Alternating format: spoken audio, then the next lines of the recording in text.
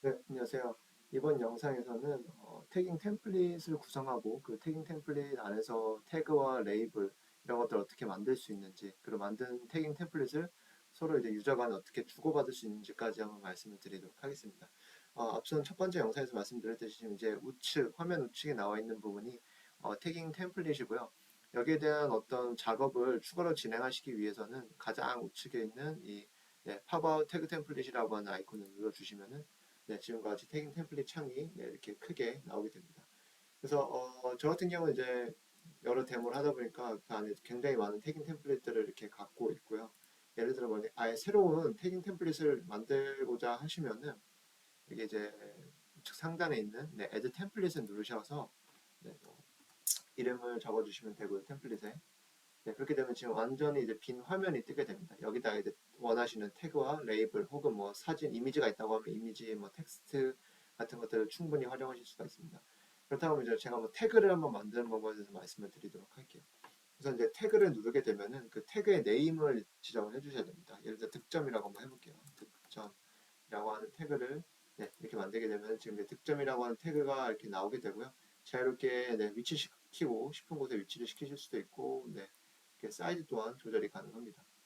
네, 그렇게 해서 이 득점이라고 하는 네, 태그를 누르게 되면 그 우측에 이 태그에 대한 네, 정보들이 쭉 나오게 되는데요. 우선 태그 네임은 득점이고요.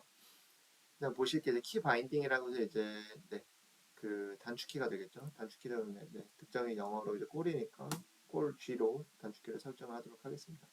그리고 지금 이제 타임라인 컬러, 이 태그의 컬러 또한 여기서 선택을 해주실 수가 있어요. 뭐 팀 색깔에 맞춰서 네, 선택하는 경우도 많기 때문에 네, 팀 색깔에 맞춰서 선정을 해주실 수가 있고요. 그 다음으로 이제 중요한 부분 이제 매뉴얼 스타트 엔드냐 혹은 리액티브 포스트 앤 롤이냐가 가장 중요할 텐데요.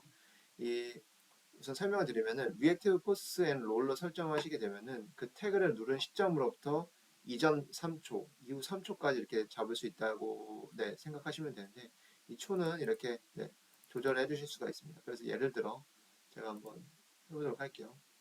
네, 좀 진행해 네, 득점이 났다고 가정을 하고 누르게 되면은 네, 제가 누른 시점으로부터 이전 5초와 이후 5초가 잡히게 됩니다. 네.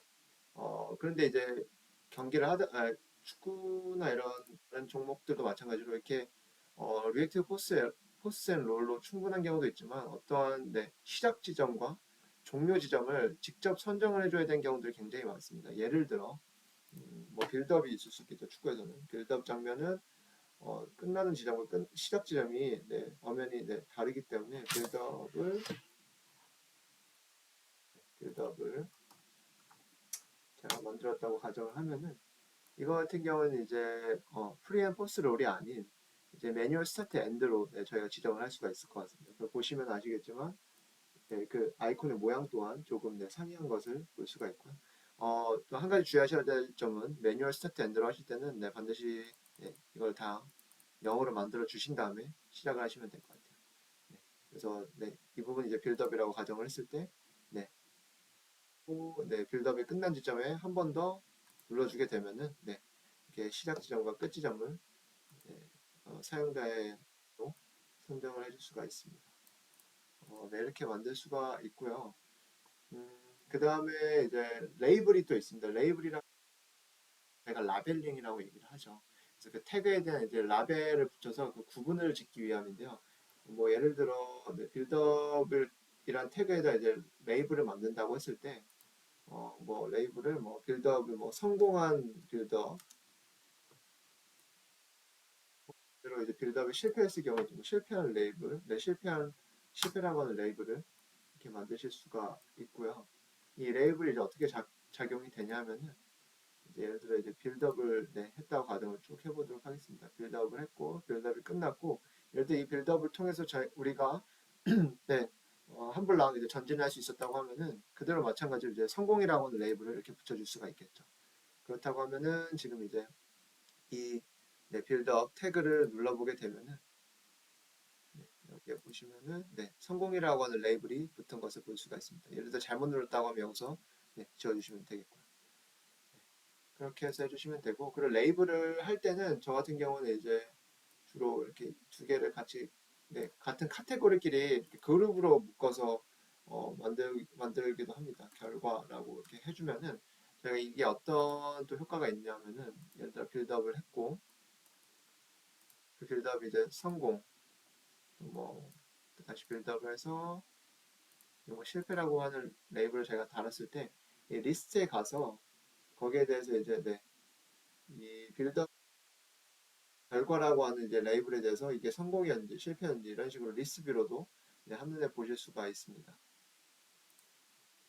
네, 이런 식으로 이제 레이블을 설정을 할 수가 있고요.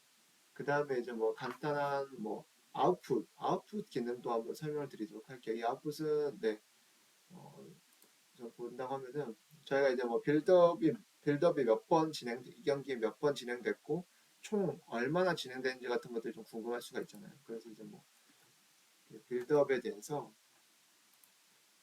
빌드업이라고 하는 네, 태그에 대해서 우리가 이제 이 이제 카운터 숫자를 세겠다는 거죠. 그 빌드업 횟수를 세겠다고 이제 카운터를 설정하고 여기서 뭐 빌드업 횟수라고 하는 이름을 선정해 준 다음에 오케이를 하게 되면은 네, 네, 빌드업이 총 4번 있었다고 네, 이렇게 나오게 됐죠. 저희가 실제로 네, 보시면은 네, 4개의 빌드업을 지정해줬기 때문에 그 횟수가 나오게 되고요.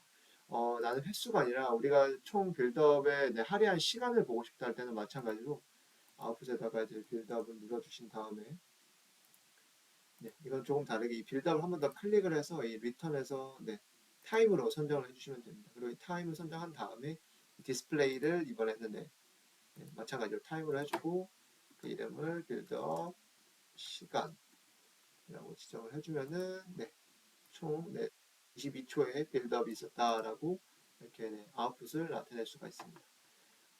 그리고 이제 저희가 이제 이미지도 여기서 활용할 수가 있는데요. 이미지 같은 경우에는 어, 이런 식으로 누른 다음에 이제 브라우저를 하게 됩니다. 그래서 이제 지금 영상이 이제 인천 유나이티드 영상이기 때문에 인천 유나이티드 엠블럼을 이렇게 갖고 와서 네, 태깅 템플릿을 네, 디자인하실 때 이런 식으로 네, 좀 깔끔하게 하신다 하시면은 뭐 이런 식으로 하고 텍스트도 네, 들어온 다음에 여기서 뭐 인천 유나이티드 뭐 경기 분석 이런 식으로 네, 텍스트까지 활용을 해서 사이즈도 이런 식으로 조정을 하실 수가 있습니다.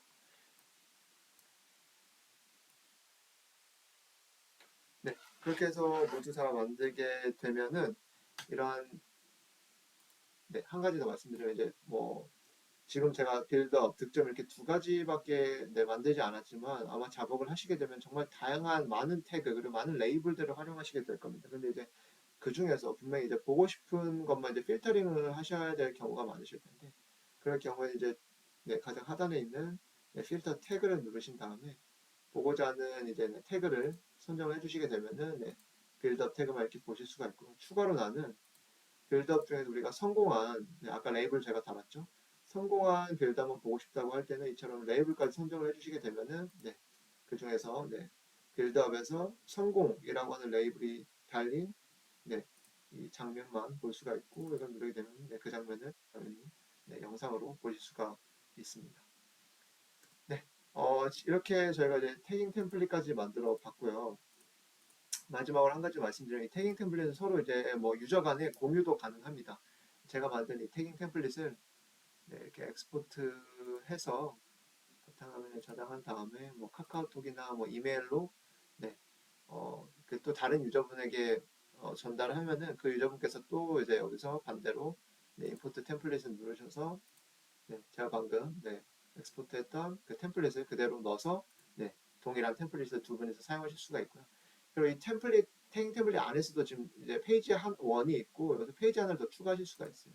뭐 예를 들어 이 첫 번째 칸이 뭐 팀에 대한 팀 분석용 네,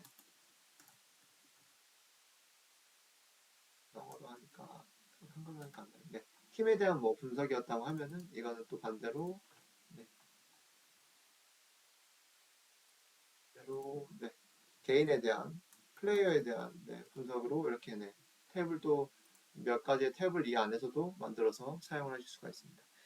네, 그럼 오늘은 이제 이처럼 간단하게 네, 태깅 템플릿을 어떻게 구성하고 그 안에서 이제 태그나 레이블 그리고 이미지, 뭐 텍스트 혹은 아웃풋까지 어떻게 활용될 수 있는지 간단하게 네, 설명을 드렸습니다.